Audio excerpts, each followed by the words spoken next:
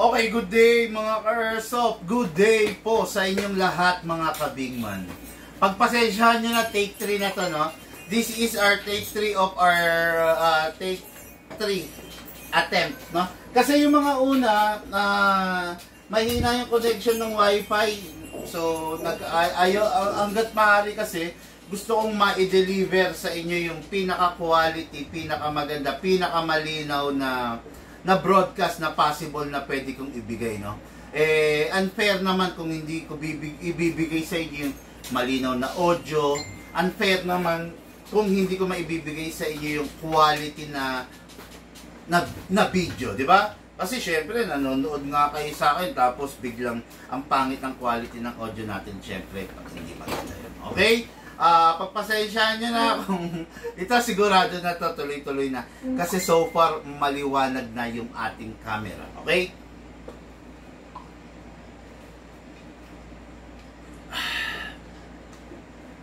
Okay.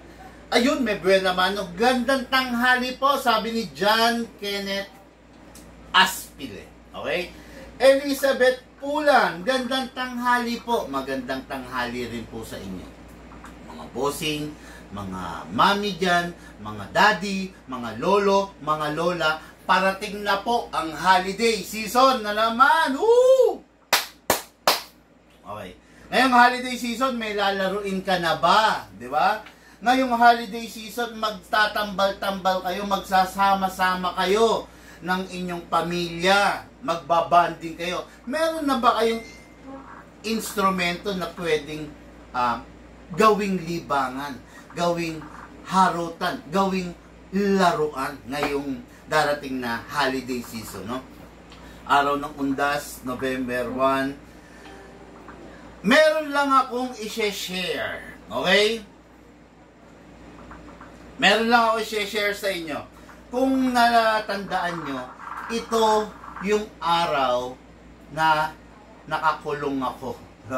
Ito yung araw na ni-raid kami ng mga tiwaling pulis, no?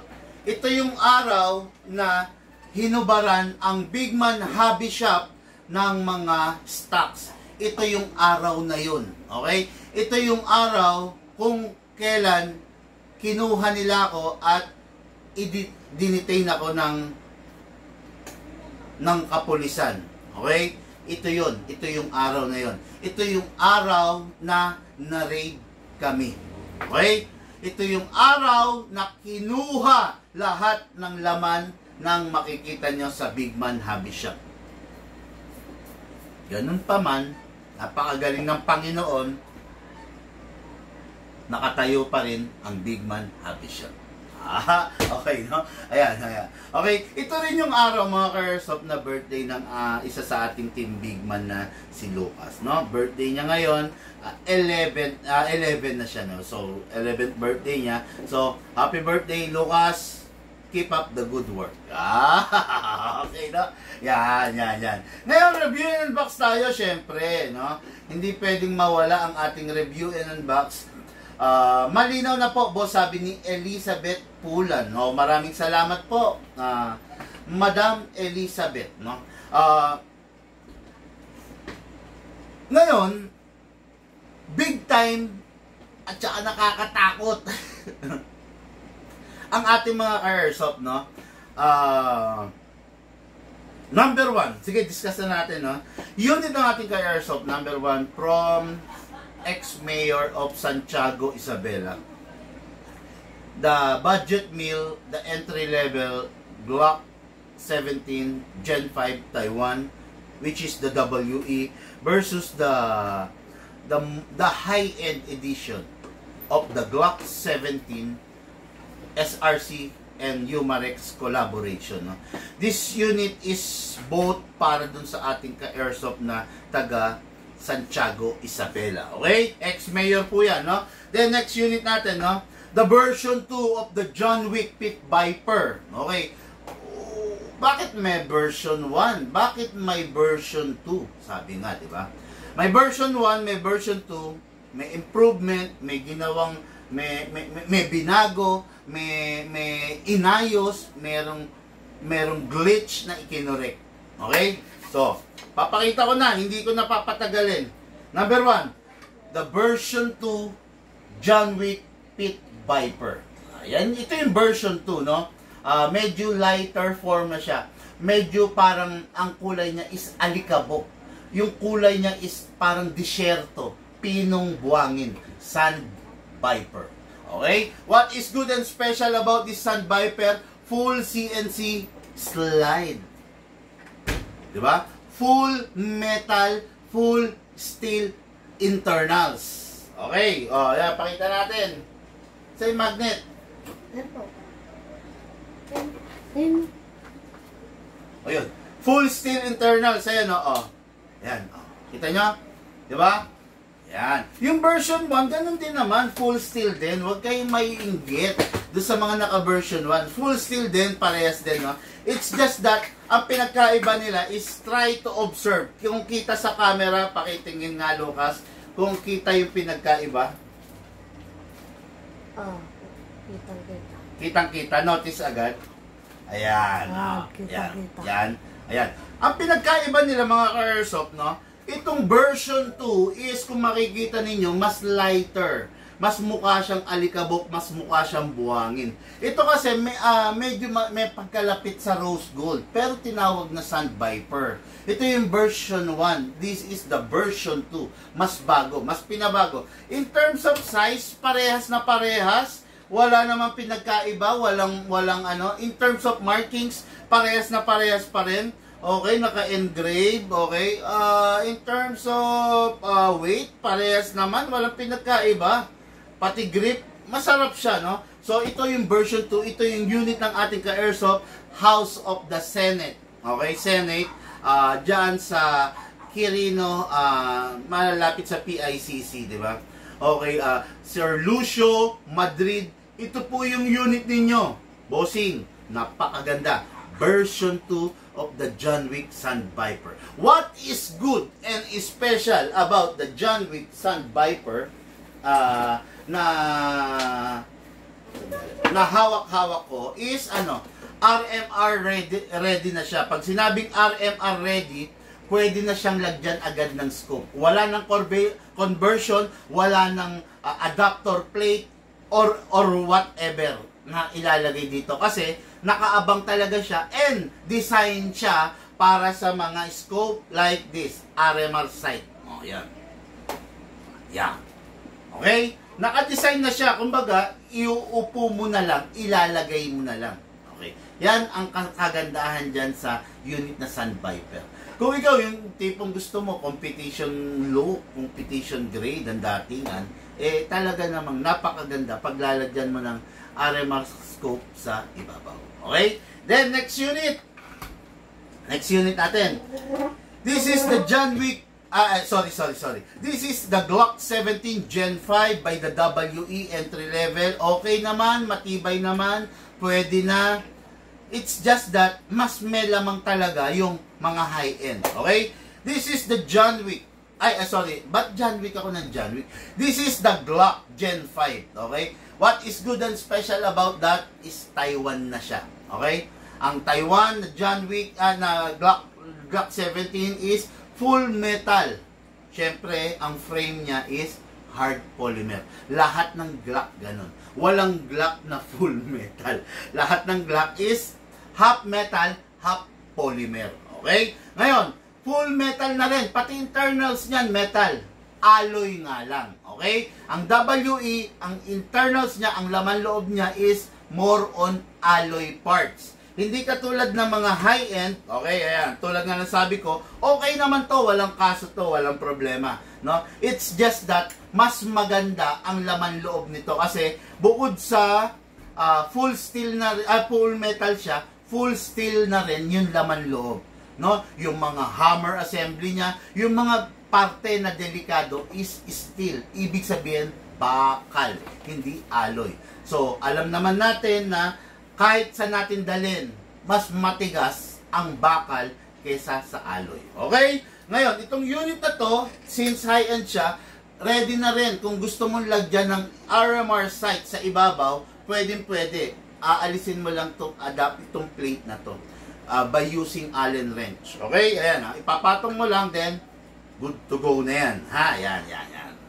See? Yan. Okay? Yan. Napakaganda, napakasarap gamitin ng lahat ng mga yan, mga ka-airsoft, no? Hindi masakit sa ulo, basta susunod ka sa tamang proseso ng paggamit. Diba? Pero pag hindi ka sumusunod sa tamang proseso ng paggamit, dun lang naman sasakit ang ulo mo. Kasi syempre, masisira yung unit. Pero kung susunod ka, wala pong magiging problema yan. Okay? Ngayon, let's roll na. Syempre, di ba? May mga tanong ba? Baka may mga tanong, may pabate. May ganyan din po siya, sabi. Husband ko din po, nag-e-airsoft po, may ganyan din po siya. Sabi ni Elizabeth. Good for you, madam. Good for you. Thank you for supporting your husband sa hobby na ganito. Okay, next. Erdogan Torres. Happy birthday, Lucas, from SMD Palawan. Okay, thank you, sir. Alan Villaris, happy birthday. Nelson Sanares, happy birthday. Sabi, uy, may mga bumati, happy birthday. Okay, then happy birthday, John Kenneth Aspile. Thank you sa mga bumati, no? Okay. Okay, no? Let's roll, let's begin, mga ka-airsoft, no? Anong gusto niyo unahin ko? Ang dami kasi dito, no? Tatlo to. Unahin natin muna yung Glock. Doon tayo sa mura, papunta tayo dun sa mahal. Okay? Number 1, this is the Glock 17 Gen 5. At bakit may Gen 5? Bakit may Gen 1, Gen 2, Gen 3, Gen 4, Gen 5? Okay, syempre mga ka-airsoft, no? Bawat kumpanya may innovation din na ginagawa, no? Yung gumawa ng Glock, syempre, nung unang ginawa niya yung Glock, later on, syempre, may mga nakikita pa rin silang mga, sabihin natin mga, how do you call this? Mga imperfection ng unit. Kaya lumalabas ang different gen. Kumbaga, kung nung una Gen 1, meron silang nakitang imperfection, magkakaroon ng Gen 2. Di ba? Then sa Gen 2, meron pa rin imperfection, maiko-correct nila yon sa Gen 3. Ganun yun eh. Di ba? Kumbaga, from the experience itself, nag-i-innovate sila. Inaalis nila yung mga imperfection, yung mga mali dun sa unit, ini-improve nila dun sa panibagong Gen. Then, dumating ang Gen 4, and now, I will now present to you the Gen 5. Okay? What is good and special about this? Sabi ko nga sa inyo, kung ano yung real version ng Glock, ito na siya. Walang pinagkaiba. Kung ano yung totoong version ng Glock na live, na tunay, is ito na siya. Pati sa size, although sa weight may vary, no? Magkakaiba sa weight kasi, syempre, iba pa rin talaga yung weight nung live, di ba? Pero kung titignan mo, ito na siya. Ang only downside dito, the W ito entry level, wala siyang mga markings. Actually, blankong-blanko. Pakita ko sa inyo. Alisin lang natin itong sticker. Ay!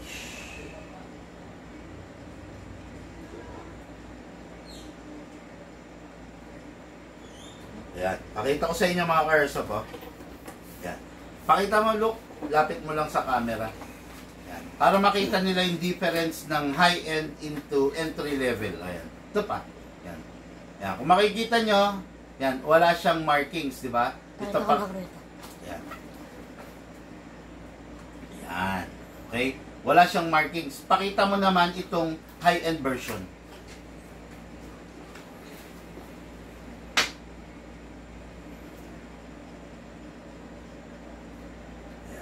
Liwanag. Ayan, makikita nyo. Yan, may mga markings siya. Di ba? Ayan. Okay? Ayan. Doon sa isa, yan, ayan. O. Kita nyo? Di ba? May markings. Ayan, ayan. Doon sa isang camera. Ayan, yan. Kita. Ayun. Ito, wala, no? So, ito, yung WE na Gen 5, okay naman siya. Pero yun nga lang, wala siyang markings. Expect nyo na yun, ha? Kasi yung iba masiselan, bakit wala man lang tatak ng Glock? Or bakit wala yung trademark trademark ng Glock na Austria, mga ganon, di ba? Entry level lang po kasi ito din. Hindi ito yung fully licensed version, no?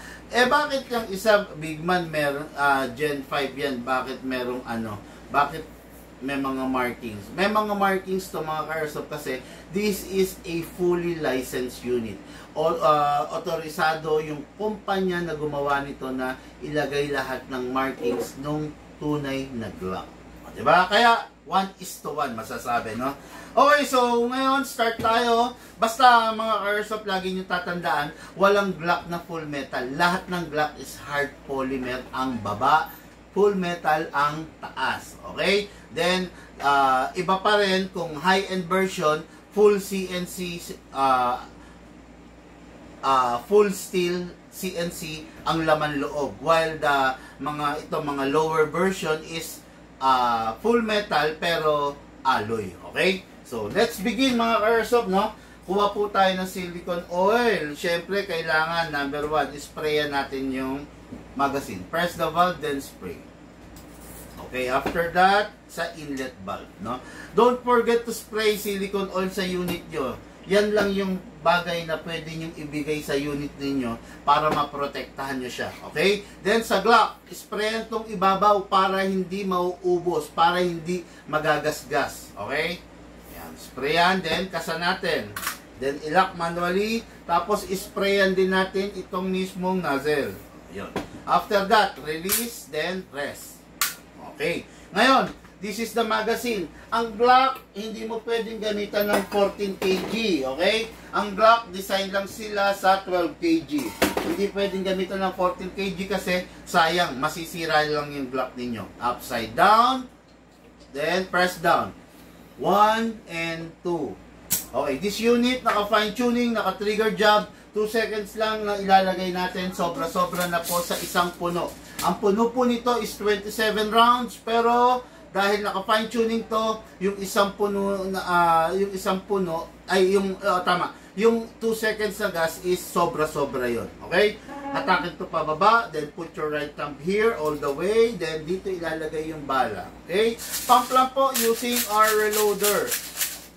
Then, pag merong bungi, kalugin, para yung mga bala natin, yung bibis natin, naka-align siya left and right, ha. Huwag nyo hayaan may bungi mga airsoft kasi para maiwasan natin yung mga BB dyan. Okay?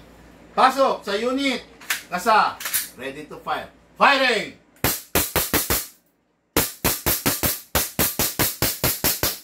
Open slide kasi wala ng bala. Next thing to do, release the magazine. Release the slide. Press the hammer by pressing the trigger. Okay, tapos, bago itabi yung magazine, make sure wala nang lamang bala. At syempre, make sure na walang hangin. Okay? It's either i-fire ninyo para hindi sayang or press nyo tong valve. Okay.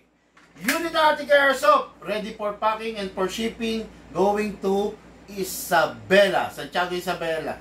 Ex-mayor of Santiago Isabela, ito na po yung unit mo. Meron pa, dalawa yung unit niya pala, nakalimutan ko. Okay, then this Glock is compatible on 12 kg only. Doon tayo sa high-end version. This is the high-end version of the Glock 17 Gen 5. Complete markings left and right. Okay? 1:1 replica ng tunay. Kung ano yung tunay, yun siya. Lahat ng markings, nandyan. Ultimo tong stripes dito, nandyan, present. While dito sa entry level, wala. Okay? Ngayon, ano ang meron to na wala to? Itong unit na to is full CNC, full steel ang laman loob. Okay? Talagang napakatindi, napakatibay. Itong unit na to, capable of 3 types of gas. 12 kg, 14 kg, and yung pinakamalakas, pinakamatindi, the CO2. Okay? Itong unit na entry level, hindi mo pwedeng gamitan ng 14 kg at saka CO2. Bakit? Warak to. Okay? Pero ito, kayang-kaya niya at pwedeng-pwede. This is the high-end version, SRC Umarex collaboration. Kunin natin ang magazine, mga airsoft, no? Kakaiba rin to. Kasi bakit? Para malagyan mo ng oil and gas, dapat alisin mo yung base pad. Kakawitin mo lang dito, then slide. That's it. Lagyan natin ng oil, syempre. Okay, then, output valve. Press the valve, then spray. Yun, okay. Sunod kayo mga ka-airsoft para hindi kayo mapapahamak. Then, upside down, lagyan natin ng gas. 1 and 2 seconds. Then, ibabalik natin ang base plate. Kasi ito yung protection niya. Just in case na nalaglag yung magazine mo, hindi direct hit yung metal part sa semento. Okay? Kailangan laging nandiyan yung base plate. Ngayon, lagyan natin ng bala mga ka-airsoft. No? So, this is the reloader.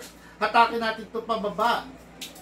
Then, syempre, dito natin lalagyan ng bala. Pump lang po. Okay? Hindi ko nagano po po na yung mga ka-airsoft, no? So, this is the proper orientation. Left, right, left, right, left, right. Sisiguraduhin nyo yan para hindi magja-jam, magmi-misfeeding. Kunin natin ang unit, mga ka-airsoft. Lagyan natin rito sa ibabaw ng silicone oil para hindi magasgas yung outer barrel. Then, kasa. I-lock manually. Then, lagyan din natin dito. After that, release. Then, rest. Pasok. Kasa. Ready to fire.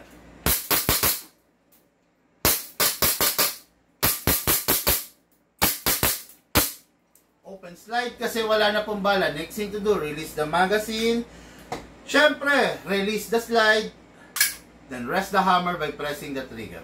Ang mga Glock walang hammer na nakikita dito na gumagalaw. So, ang mga Glock is hammerless kung tawagin. Unit ay, by the way, wala nang bala. Make sure pasingawin bago itapin. Daming laman. Okay, unit ng ating ka-airsoft from Santiago, Isabela, ex-mayor of Santiago, Isabela, Glock 17, Taiwan, entry-level edition, Glock 17, Taiwan, high-end edition. Parehas, Gen 5. Okay? For packing na po and for ship. Lucas, 5 bucks. Next unit for the main event. Okay na. Ayan, sarap eh. For the main event. Happy Terrific Tuesday, Sir Bigman. Terrific. Grabe yan. Ang lalim yan. Terrific. Happy birthday to your son, Lucas. Best wishes to you. Thank you po. Thank you, Sir Polo Rodney. Okay, no? Okay, then, as I was saying a while ago,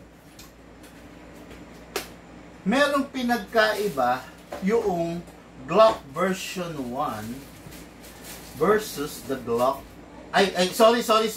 The John Wick Sand Viper version 1 versus the John Wick Sand Viper version 2. Okay? Ang pinagkaiba niya is the blending of color. Okay? Kung makikita nyo, mas darker to. Makikita nyo, mas parang malapit siya sa rose gold. While the other one is parang malapit siya sa alikabok, sa buhangin ng disyerto. Kaya bagay na bagay sa kanya yung Sand Viper. Okay? Both of the unit, maganda. Kasi bakit? Full steel ang internals. Okay? Both of the unit possess ano ba to? Parehas na parehas sila eh, pati mga markings. Parehas na parehas sila, pati sa size, sa weight parehas sila.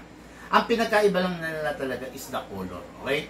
Both of the unit capable of AR/MR sight. Just in case na gusto mong i-upgrade, ipapatong mo na lang, i-screw mo, tapos wala ka nang kailangang adapter plate, wala ka nang kailangang conversion kit, wala nang modification na gagawin. Ipapatong mo lang, then i-screw, tapos na. Both of that, pwede. Okay? Depende sa inyo, pero limited stock lang talaga to, no? Kaya doon sa may mga type, okay. Pero kung hindi nyo abutan, very limited lang po talaga ang John Wick. Okay? So, ayan, mga airsoft, oh. Yan ha, dyan, ganyan, dyan, and dito. Okay? Yan. Diba? Napakaganda naman, di ba? Okay, so, ayan na. Alisin na muna natin to, no? So, Makikita nyo, kanina pinakita ko full steel, yung version 1, yung version 2, full steel din. Parehas sila full steel. Kaya parehas silang maganda. No? Ngayon, mayabang ba ang dating? Yes, napakayabang. Tignan nyo naman. No? O, di ba? Napakaganda. Kaya, napakasarap. Itong unit na ito, naka-fine tuning na rin, naka-trigger job na rin. Libre lang naman sa amin kasi ang upgrade. No? So, itong unit na to is for sure, mag-e-enjoy ang ating ka-airsoft from the House of the Senate. No? Senate, dyan sa PICC, dyan sa Ross Boulevard ba yan? No? O, Quirino. Ayan, magkakadikit kasi yan. Quirino Grandstand, yan. No? House of the Senate, the John Wick Sun Viper, Sir Lucio Madrid. Okay? So, let's begin! Fine-tuning, naka-trigger job. Ngayon magkakaalaman, di ba? Itong unit na ito pala pwede siya sa 14 kg, Pwede siya sa 14 kg. Kasi John Wick Sun Viper to na full steel. Okay? This is a John Wick Sun Viper na full steel. Okay, ayan pag EMG Combat Master, hindi full steel yon. Pag 12 kg lang yun. Yung parang nilive ko kahapon, yung nakuha kahapon. But this is a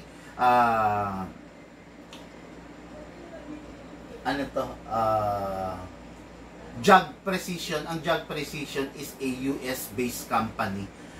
This is a full steel unit. Okay? Upside down. Sa upside down. Lagyan natin ng valve, inlet valve, then press the valve, then lagyan rin natin. Okay. After that, kunin natin yung unit. Kasa, ilak, manually. Lagyan natin yung slide stopper. Lagyan din natin yung nozzle. Okay. Then, release. Then, rest. Yun. Upgraded to Naka-fix outer barrel pala to mga ka-airsoft ko. Ayan, makikita nyo. Naka-fix outer barrel to. Ayan Ayan Makikita nyo Hindi to yung China edition Ito Hindi to ganito Yung mga China edition na yan Ayan. Ito, upgraded to Naka-fix outer barrel to. Hindi to yung mga China edition. This is a US technology unit, no? Hindi sila yung mga China unit. Okay? Ngayon, lagyan natin ng gas, no? Upside down, syempre, then press down. 1 and 2. 2 seconds, nilagyan natin. Walang nakakuha ng papremyo kahapon. Maghanda kayo ngayon. Ayan maghanda kayo ngayon. Gusto ko makuha ninyo. Grabe. Ilang araw na yung nakapak na yon, no? Ba't hindi pa nakukuha-kuha? Ay, ganito. Ganito ang gagawin natin. Di ba kahapon dinagdagan ko siya ng laman? Habang hindi nakukuha, dadagdagan natin ng mga bonus na laman. Di ba? Tama yun, di ba, Lucas? Dadagdagan natin, no? Hanggang sa makuha, no? Okay, so, ngayon, lagyan natin ng bala. Hatakin pa baba, put your right thumb here, then pump line ng bala. Maximum rounds is 27, pero ang allowed lang is 20 to 23, mga ka-airsoft, para Para hindi masira yung spring natin, okay? Pasok sa unit. Ay, look. Camera, video mo.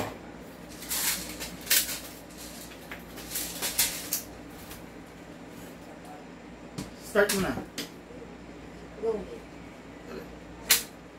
Go. Okay mga airsoft, this is the John Wick version 1. Ngayon magpa-fire tayo ng John Wick version 2. Okay? Kasa. Firing! Dito ka naman. Pause yun. Pinost mo? Pinost mo. Tapos dito ka sa side na to. Dito. Ayan. I-play mo rin. I-dudugtong natin yun, ha? Kinunan mo ba? Stop mo muna. Kinunan mo ba yung ginanon ko to? Yung kinompare ko? Sige. Okay.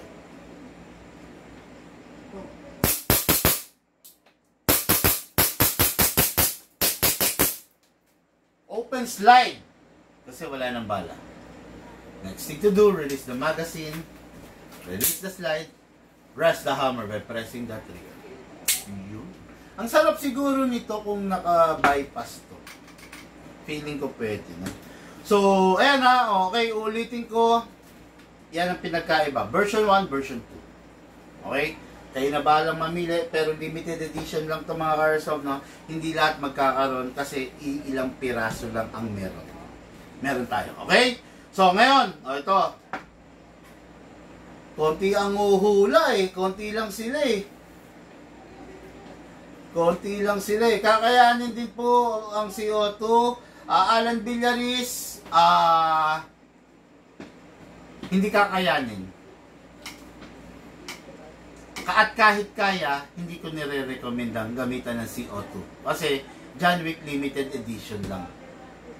There's a big possibility, chances na hindi niya kayanin sa CO2 dahil sa sobrang lakas niya. No?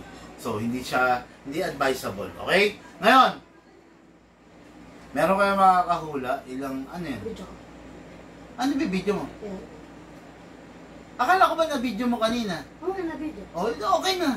Okay. So, yan. Ilan kaya ang natitira? Di ba, nilagyan natin ng 2 seconds. Nag-fire tayo ng 20 rounds. Tignan natin kung ilan pa. 21, 22, 23, 24, 25, 26, 27, 28, 29, 30. Okay. Marami pa. Kasi ang lamig pa yun. So, nag-fire tayo ng 20, ay nagdagay tayo ng 2 seconds sa gas, nakakapag-fire tayo 30 rounds. O, di ba? Yung unit mo ba ganito? Yung unit mo ba kaya to? Hindi. Hindi kaya ng unit mo kasi yung unit mo hindi naka-fine tune, hindi naka-trigger job. Ito naka-fine tuning, naka-trigger job. Kaya, mas matipid. Okay? Third 1, third 2, third 3, third 4, third 5, third 6, third 7, 38. Parang hindi ako solve pero that is enough na rin. No? 38 para sa 2 seconds, not bad. Kasi malaki ang bore nito eh. No? John Wick kasi ito. Malaki ang bore, so malakas na rin siyang kumain. No? Pero,